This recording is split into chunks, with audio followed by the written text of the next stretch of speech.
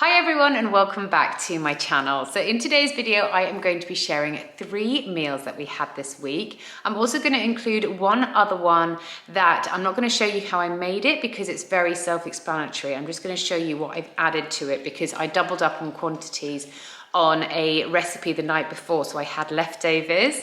I really hope you enjoy this video. I'll list down all the ingredients that I have used to feed 4 people in my description box. So if you need to add more ingredients or take some away, then just do that to suit you. I really hope you enjoy these recipes. As always, they're super easy but full of flavor. So with all that said, let's just get straight on into cooking.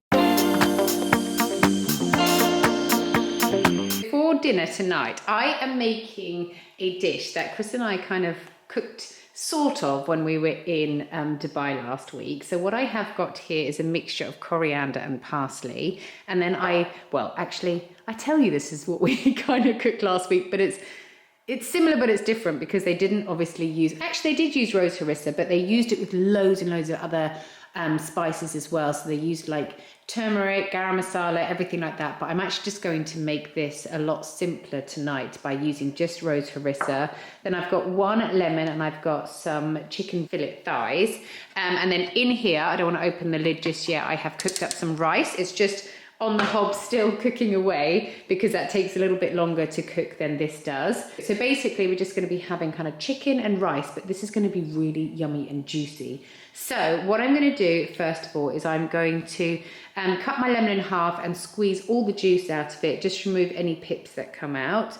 Then I'm going to dice up my coriander and parsley quite finely before adding it into my lemon juice. And then I'm also going to add in 2 heaped teaspoons of my rose harissa, and this is going to be my chicken marinade. So once that's all mixed together, I will then just open up my chicken thighs, pop them into the marinade and fully coat them really, really well before getting them into a pan and just frying them off for about kind of 10 to 15 minutes or until you think your chicken has cooked through. What I like to do here is just fry it on a higher heat at the beginning to brown it off. And then my kind of cheap way of keeping the moisture in is to actually cover my chicken with a big lid. So I have got this lid here, which I use, which is actually from our wok. So I cover my pan and then I cook it on a gentle heat so that it can cook through without losing its moisture. So it's still nice and soft and juicy when we come to eat it. After the 15 minutes that your chicken has been cooking for, all that's left to do is dish up. So if you feel this needs a little bit of salt and pepper, add that whenever you want to. But when I dish up, I just put the rice on the bottom, spoon some of the chicken and the sauce over the top. If you want, again, you can squeeze some extra lemon just to give it a little bit of extra freshness, or you can just enjoy it exactly how it is. So for tonight's dinner, we are going to be having sausage and mash, but we love to have it with Yorkshire puddings, but I don't have loads of time to make this, like to do the prep work, so I'm actually just using Cheats Yorkshire puddings. I'm not going to make my own batter, and I'm going to be making lazy mash too. So what I've got here, as you can see, are these 3 enormous potatoes, and I'm just going to leave the skin on these, dice them up into little cubes, and I'm going to get them into a pot of water, boil them up until they are nice and soft. I've also got some sausages here. There's just 10 sausages in here because my family is quite greedy, so we like to kind of have 2.5 sausages each. I've got some peas, some beef gravy, and then these Yorkshire puddings. So like I said, my potatoes will be in the pot of water boiling through until they're nice and soft. Once they have got soft, I'm just going to mash these down, and then I'll add some butter to them and some salt and pepper. While the potatoes are cooking, I'll have my sausages in the oven cooking through. I like to put them in on about like 200 degrees centigrade for about 30 to 40 minutes, just checking on them as they go. When there's just 5 minutes left, I'll pop the Yorkshire puddings in. I like to do 2 per person. And I'll also just be heating the peas through on the hob in some water. Last thing I'll do is just make up some gravy. So a nice big heaped tablespoon of the beef gravy, add in some boiling water, mix everything together. And then by this time, everything will be ready to serve. So obviously I'll put down my mash, my sausages, I'll add in a generous amount of peas, my Yorkshire puddings, and a delicious soaking of gravy too. This is definitely a firm favourite meal in our family. So before I start tonight's meal, you know what's happening here, guys. I make this so often that I just wanted to show you the ingredients I've got before I make this, but I'm not going to run through it because you know how I do it. I've got onions, peppers, garlic, carrots, I've got basil, oregano, these roasted red peppers, chopped tomato, rose harissa, and then I've also got celery salt and garlic salt. All of this is going to get cooked up to make to this. So for dinner tonight, I'm going to be making some loaded nachos. So obviously I just showed you the tomato sauce that I have made. So what I have got here is I've got 750 grams of lean steak mince. So I'm not going to use all of this. This is actually going to create 2 meals. So I'll cook it all together, but then I will split it once it's cooked so I can save it for tomorrow night's meal, which I'll obviously show you guys as well. So like I said, I've got the mince here. I've got some grated cheese.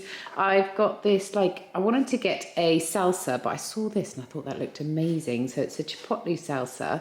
And I've also got an avocado for me to make some guacamole, sour cream, and I've got fajita seasoning as well. So what I'm going to do with this is just get my mince into a pan and brown it off. Once it's browned off, I'll add in my fajita seasoning, but I'll also add in a good few ladles of my tomato sauce too.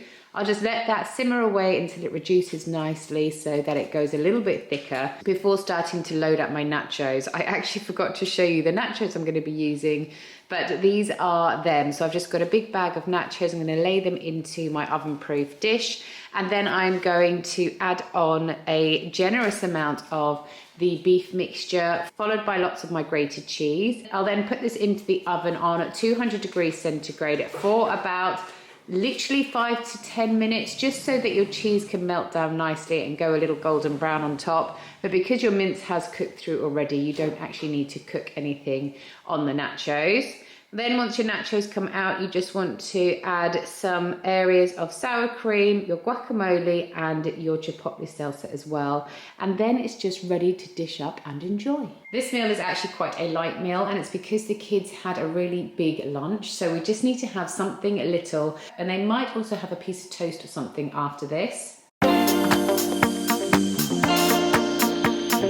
Right, so I wanted to show you what I was doing with the leftover mince that I had from yesterday's meal. So I'm obviously not going to show you how I cook this completely because it's very, very easy, because it's obviously just like a shepherd's pie, so it's super easy. But what I have done to bulk it out a little bit is I've got 4 cubes of frozen spinach, and then I've just wilted those down, and then I've just mixed them into the mince that I had already made. I haven't added anything else to this mince, so it's exactly like I showed you how it was cooked yesterday, just with the spinach included.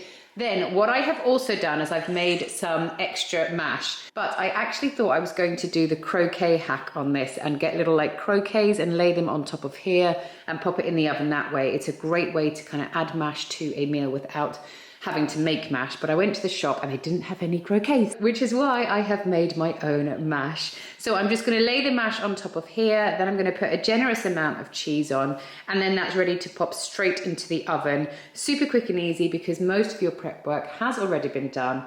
If only the croquets were in store. So those are the 3 recipes that I wanted to share with you today. I really hope you enjoyed them. Let me know if you give any a try. The chicken was our favorite. It was so delicious. The kids absolutely loved it. And if you're worried about the spice on the rose harissa, don't be, because they did not complain once about it. Thank you so much again for watching. Have a lovely day, and I'll see you guys next time. Bye.